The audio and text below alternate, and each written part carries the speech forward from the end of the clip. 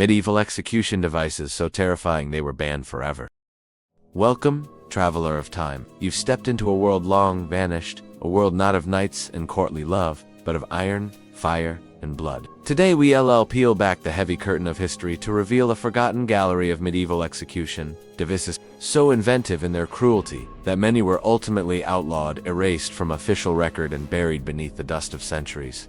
But as we'll discover, the echoes of their horrors linger still. The medieval world was a brutal one. Justice was swift, public, and designed to terrify. Punishment wasn't merely about ending a life, it was about making a spectacle. A reminder to the living of the fate that awaited traitors, thieves, heretics, and those who dared to defy the church or crown. Let us begin our dreadful catalog. The breaking wheel, the Catherine wheel. Few devices instilled more horror than the breaking wheel. A simple yet gruesomely effective tool of torture and execution, also known as the Catherine wheel named. Some say, for the Saint martyred upon it, the device was as much a public performance as a sentence. The condemned would be tied to the wheel, their limbs outstretched. Then, with a heavy iron bar or hammer, the executioner would systematically smash the arms and legs of the prisoner. The bones would snap, flesh would tear, and the shattered limbs would weave around the spokes of the wheel like gruesome garlands. If the crime was severe, the shattered body would be left exposed upon the wheel, raised high for all to see, often until the crows stripped the bones clean. In time, the cruelty of the breaking wheel was so notorious that it was banned in many regions of Europe by the 17th century. But echoes of its terror linger in old proverbs and saintly legends. The Iron Maiden. Contrary to myth, the Iron Maiden likely didn't exist in medieval times as we popularly imagine it. But records from later centuries suggest something terrifyingly similar. This ghastly device resembled a human-shaped coffin, wrought from iron and fitted with spikes upon its inner walls. The victim would be placed within, and as the doors closed, the spikes would pierce flesh not deep enough to cause instant death, but enough to inflict unbearable pain. Some accounts claim that spikes were placed strategically to avoid vital organs, prolonging the agony for hours, even days. Blood would drip through holes at the base, and the sound of muffled cries would haunt those passing by. Whether fact or cautionary tale, the Iron Maiden endures as a symbol of medieval cruelty. Its gruesome legend so abhorrent it was banned from use, and later, museum exhibits removed actual examples for fear of inciting morbid fascination. The Pear of Anguish, perhaps one of the most vile and intimate instruments of torment, was the Pear of Anguish. Roughly the size of a fist, this metal device was inserted into a bodily orifice, the mouth, rectum, or vagina, depending on the nature of the prisoner's alleged crime. Once inserted, a screw mechanism would expand the hinged metal petals outward, tearing tissue and causing excruciating internal damage. Its horrific design served both punishment and interrogation. Accused blasphemers, for example, would have the pear placed in their mouth. Liars and homosexuals might suffer its use elsewhere. Despite its prevalence in torture manuals of the time, the device's sheer depravity ensured it was ultimately outlawed and erased from acceptable forms of punishment. Another grotesque punishment device was the Judas Cradle, a sharp, pyramid-shaped seat upon which victims would be lowered, often naked, so that the point pressed into the most vulnerable parts of their anatomy. The agony was unimaginable. Victims were suspended for hours or days, slowly impaled by their own weight. Infection often followed, as did death from blood loss or shock. This form of execution was favored for crimes considered particularly heinous, blasphemy, or sedition, and its visceral horror meant it was eventually banned in most territories. Perhaps the most infamous torture device of all, the rack was designed to extract confessions through the most primitive method imaginable,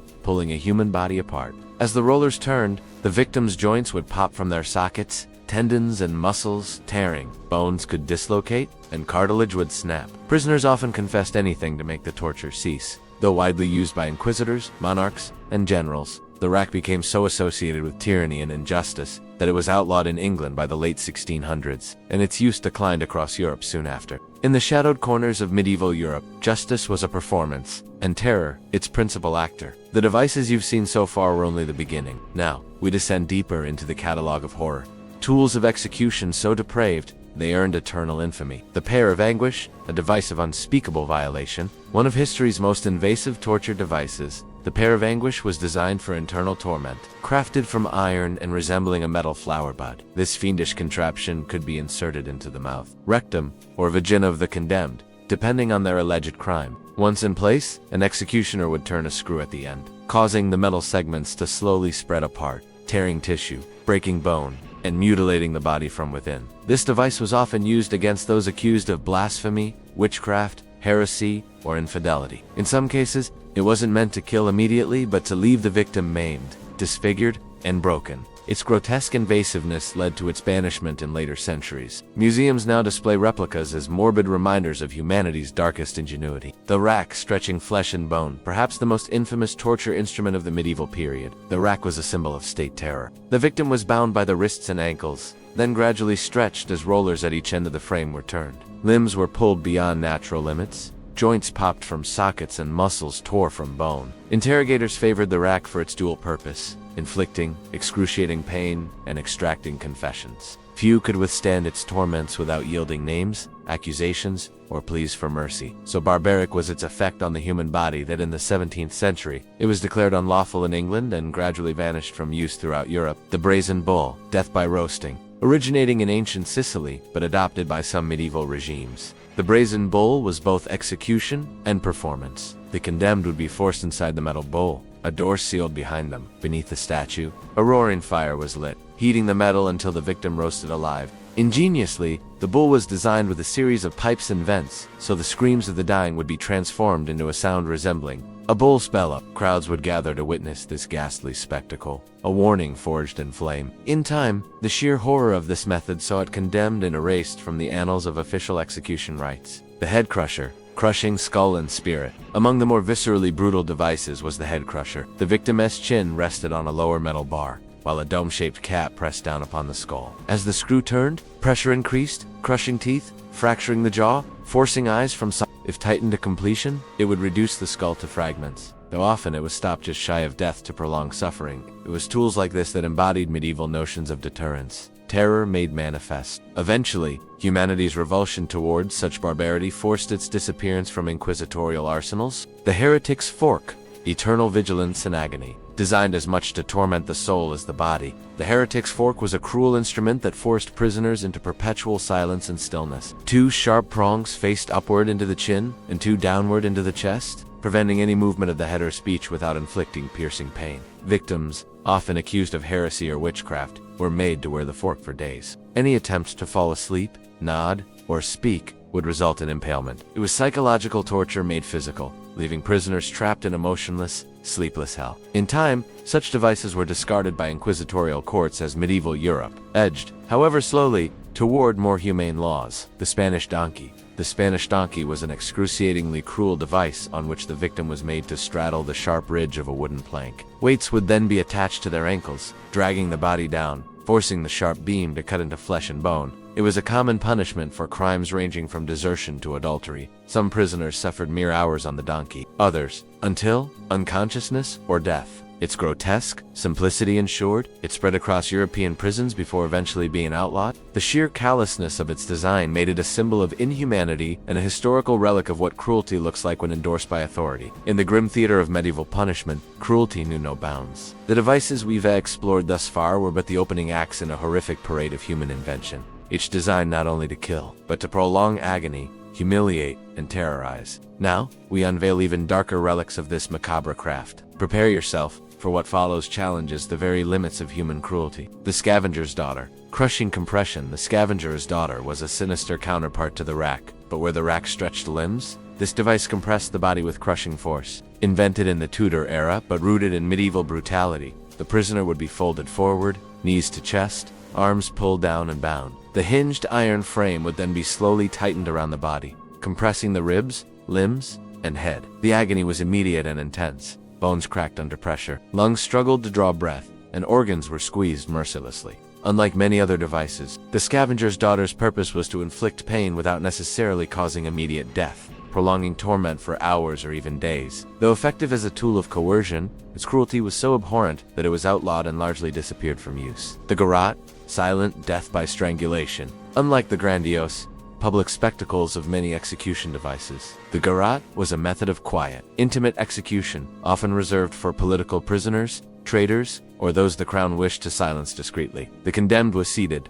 a metal collar placed around the neck. A screw was then tightened, slowly compressing the throat and blood vessels, cutting off air and circulation. Death by garrote was slow and excruciating, as the victim's face would flush red, eyes bulge, and consciousness fade only after unbearable suffering. Though less theatrical than the breaking wheel or Iron Maiden, the garrote's efficiency and terror ensured its continued use, until its eventual ban centuries later. The pillory and stocks.